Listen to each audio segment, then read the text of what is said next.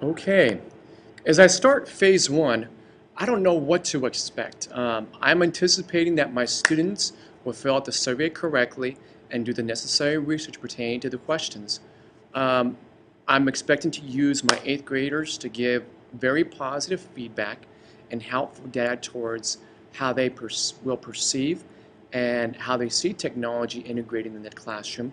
I am also planning to use just one class of eighth graders, but I'm also thinking about using maybe one other class that will possibly work. Um, Finally, I'm anticipating some of my students will go through the survey and probably give wrong data. Why?